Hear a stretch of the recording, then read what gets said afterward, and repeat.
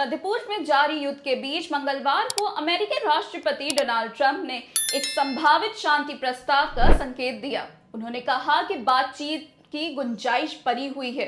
हालांकि ईरान ने फिलहाल किसी भी प्रत्यक्ष वार्ता को खारिज कर दिया है। इस बीच अमेरिकी सैनिकों की तैनाती बढ़ाई जा रही है और स्ट्रेट ऑफ हॉर्मुज पर ईरान की सख्ती से तेल सप्लाई में बाधा आ रही है। वैश्विक ऊर्जा बाजार पर इसका गहरा असर पड़ा है, जबकि अंतर्राष्ट्रीय समुदाय युद्ध विराम की उम्मीद कर रहा है। पश्चिम एशिया में मिडिल ईस्ट में जंग के बीच डोनाल्ड ट्रंप ने ईरान के साथ किसी समझौते के होने के संकेत दिए हैं। अमेरिकी राष्ट्रपति का कहना है कि बातचीत में पॉजिटिव सिग्नल मिल रहे हैं और जल्द कोई समझौता हो सकता है। इस बातचीत को आगे बढ़ाने में अमेरिकी उपराष्ट्रपति जेडी वेंस और विदेश मंत्री मार्को रूबियो अहम भूमिका निभा रहे हैं। हालांकि जमीनी हालात कुछ और ही कहानी बता रहे हैं। ईरान हॉर्मुज स्ट्रेट पर दबाव बनाए हुए है, जबकि पूरे इलाके में हिंसा बढ़ती जा रही है। सवाल है कि क्या ये जंग खत्म होगी या अभी और फैलने वाली है। इस बीच खबर है कि अमेरिका की तरफ से कामोबेश 1000 एयरबोर्न सैनिक मिडिल ईस्ट में तैनात करने की तैयारी चल रही है।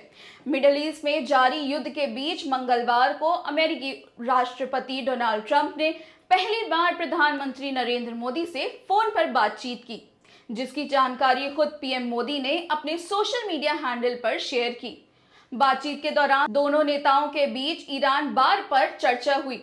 पीएम मोदी ने अपने एक हैंडल पर लिखा कि राष्ट्रपति ट्रंप ने मुझे फोन किया और वेस्ट एशिया की स्थिति पर हमारी बातचीत हुई, जो काफी उपयोगी थी। भारत जल्दी से जल्दी मिडिल ईस्ट में तनाव खत्म करने और वहां शांति की बहाली का समर्थन करता है। साथ ही स्ट्रेट ऑफ हॉर्मुज को खुला, सुरक्षित और सबके लिए उपलब्ध बनाए रखने पूरी दुनिया के लिए बेहद जरूरी है। मोदी ने कहा कि हम शांति और स्थिरता के प्रयासों पर संपर्क में रहने पर सहमत हुए हैं। पीएम मोदी ने यह भी कहा कि भारत का प्रयास है कि तेल हो, गैस हो या खाद हो, ऐसे हर जरूरी सामान से जुड़े जहाज भारत तक सुरक्षित पहुंचे। लेकिन इस युद्ध से बनी वैश्विक परिस्थितियां अगर लंबे समय तक बनी रहती हैं तो इसके गंभीर दुष्परिणाम बताए जा रहे हैं। इसलिए भारत जो भी प्रयास बीते सालों में किए हैं उसको वह और गति दे रहा है। भारतीय रेलवे ने टिकट कैंसिलेशन और यात्रा से जुड़े नियमों में बड़ा बदलाव किया है, जिसका असर अब सीधा रेल यात्रियों के ऊपर पड़ेगा। अब अगर कोई भी रेल यात्री अपनी कंफर्म ट्रेन टिकट के जाने से 8 घंटे पहले या कम समय में रद्द करवाए यानी कैंसिल कराएगा तो उसे अब कोई रिफंड नहीं मिलेगा।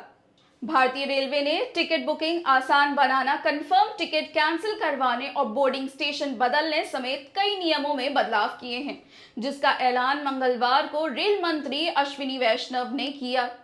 ये नए नियम 1 और 15 अप्रैल से लागू हो जाएंगे। नए नियमों के मुताबिक यात्री अब ट्रेन छूटने से 30 मिनट पहले तक अपना बोर्डिंग स्टेशन भी बदल सकेंगे। ये सुविधा ई टिकट पर लागू होगी। काउंटर पर भी ये शुरू करने की तैयारी है। आइए जानते हैं कि टिकट कैंसिल करने पर अब कब और कितना पैसा आपको मिलेगा। आपको बता दें कि अभी तक 412 और 48 घंटे का नियम रेलवे ने लागू किया है, जिसको बदलकर 824 और 72 घंटे किया जा रहा है। यानी ट्रेन छूटने से 8 घंटे से कम समय पहले कंफर्म टिकट कैंसिल करवाने पर कोई भी रिफंड नहीं मिलेगा। 8 से 24 घंटे के अंदर कैंसिलेशन चार्ज और किराए का 50% अमाउंट काट कर आपको वापस किया जाएगा। अगर 24 से 72 घंटे के अंदर आप टिकट कैंसिल करते हैं तो आपका 25% ही अमाउंट कटेगा और 72 घंटे से पहले टिकट कैंसिल करवाते हैं तो मिनिमम फ्लैट कैंसिलेशन चार्ज काट कर आपका पूरा किराया वापस कर दिया जाएगा। इसके अलावा रेलवे काउंटर से बुक कंफर्म टिकट अब देश के किसी भी पीआरएस सेंटर से कैंसिल करवाया जा सकेगा। लखनऊ से बड़ी खबर आ रही है। मुख्यमंत्री योगी आदित्यनाथ 25 मार्च से 3 दिवसीय गोरखपुर दौरे पर रहेंगे। 25 मार्च को सीएम गोरखपुर में 2 अहम कार्यक्रमों में शामिल होंगे। योगी राज गंभीरनाथ प्रेक्षागृह में भाजपा के कार्यक्रम में भाग लेंगे।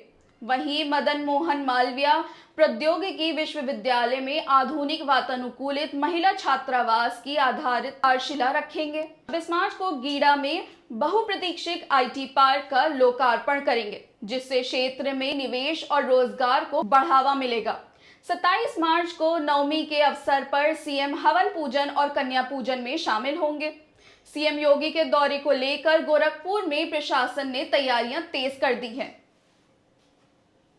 इसके पहले सोमवार को सीएम योगी आदित्यनाथ ने मंत्रियों को राजधानी अपने विधानसभा या गृह जिले तक की सीमित न रहने की नसीहत दी है। उन्होंने कहा है कि प्रभारी मंत्री के रूप में जो जिले उनके आवंटित हैं, उन जिलों के साथ ही प्रदेश के सभी जिलों में मंत्रीगण द्वारा करीब योजनाओं की पड़ताल और जन संवाद पर फोकस करें। आपको बता दें कि सीएम योगी ने सोमवार को दोपहर की कैबिनेट में बैठक के बाद मंत्रिमंडल के सभी सदस्यों के साथ बैठक की। बैठक में सीएम योगी ने कहा कि पिछले 9 साल में टीम वर्क का बेहतर परिणाम हासिल हुआ है और प्रदेश में विकास को लेकर जनता की सहूलियत तक सरकार के खाते में उनकी उपलब्धियां दर्ज हुई हैं। सुप्रीम कोर्ट के द्वारा इच्छा मृत्यु पाने वाले पहले इंसान ने बुधवार को अपनी आखिरी सांस ली है। जी हां, हम बात कर रहे हैं गाजियाबाद के हरीश राणा की, जो पिछले 13 साल से कोमा में थे और उनके परिवार ने सुप्रीम कोर्ट से उनकी इच्छा मृत्यु की गुहार लगाई थी। आपको बता दें कि देश में इच्छा मृत्यु की अनुमति पाने वाले पहले इंसान हरीश राणा की 13 साल की जंग मंगलवार को हार गई। हरीश पिछले 13 साल से कोमा में थे और उनके कोमा से बाहर आने की सारी उम्मीदें टूट चुकी थी। उनके परिवार से भी उनकी तकलीफ नहीं देखी जा रही थी। ऐसे में सुप्रीम कोर्ट ने उनके परिवार की मांग को स्वीकार करते हुए देश में पहली बार निष्क्रिय इच्छा मृत्यु का फैसला सुनाया था। एडमिट होने के बाद 11वें दिन उनका निधन हुआ। हालांकि हरीश राणा जाते जाते भी अपनी आंखों की कॉर्निया दान करके लोगों को रोशनी देकर गए। इसके अलावा दान किए गए उनके हार्ट वॉल से भी किसी को नई जिंदगी मिल सकेगी। आपको बता दें, ये मामला महज एक मृत्यु का नहीं बल्कि पीड़ित इंसान और उसके परिवार के साथ न्याय का भी था। इस मामले पर पूरे देश की निगाहें सुप्रीम कोर्ट पर टिकी हुई थी। इसके दौरान एम्स के डॉक्टर ने भी उनका पूरा ख्याल रखा। IPL सीजन 19 अब से कुछ ही दिनों बाद शुरू होने वाला है और इस बार सबकी नजरें चेन्नई सुपर किंग्स पर टिकी हुई हैं, जो पिछले 5 बार की चैंपियन टीम है। लेकिन ये चैंपियन टीम पिछले सीजन में सबसे आखिरी पायदान पर रही थी। तो क्या चेन्नई सुपर किंग्स इस बार रफ्तार पकड़ पाएगी? ये देखने वाली बात होगी। आपको बता दें कि IPL 2026 में ऋतुराज गायकवाड़ की कप्तानी में चेन्नई सुपर किंग्स अपना दबदबा पुनः हासिल करने के लिए मैदान में उतरेगी, जो उसने पिछले 2 सीजन में खराब प्रदर्शन के कारण गंवा दिया है। आपको बता दें कि 2024 में चेन्नई सुपर किंग्स की टीम 5वीं पोजीशन पर थी, जबकि 2025 में वह 10वें और आखिरी पायदान पर खिसक गई। इस बार ये टीम कुछ नए, कुछ युवा और होनहार प्लेयर्स के साथ अपनी चमक फिर से बिखेरने को तैयार है। चेन्नई सुपर किंग्स ने एक रणनीति के तहत संजू सैमसन को रविंद्र जडेजा और समीकरण के बदलने में टीम में शामिल किया है। हालांकि जडेजा के जाने से टीम के बैलेंस पर असर पड़ सकता है। सैमसन की मौजूदगी से ये कोशिश होगी कि टीम की कमियां ढक जाएं। सैमसन ने हाल ही में T20 वर्ल्ड कप में शानदार प्रदर्शन किया है और भारत की जीत में महत्वपूर्ण भूमिका निभाई थी। साथ ही उन्हें प्लेयर ऑफ द टूर्नामेंट का पुरस्कार भी मिला था।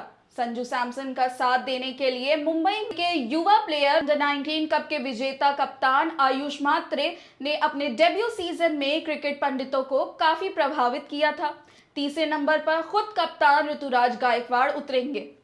गौरतलब है कि कोहनी की चोट के कारण पिछले सीजन में सिर्फ 5 मैच खेल पाने वाले कप्तान ऋतुराज इस बार पूरी तरह फिट होकर मैदान में उतर रहे हैं। हालांकि चेन्नई सुपर किंग्स में एक चिंता है धोनी और उनकी बल्लेबाजी को लेकर। धोनी पिछले सीजन बैटिंग ऑर्डर में बहुत नीचे आए और अपना प्रभाव नहीं छोड़ सके थे, लेकिन 44 साल की उम्र में भी धोनी इस फ्रेंचाइजी का चेहरा बने हुए हैं।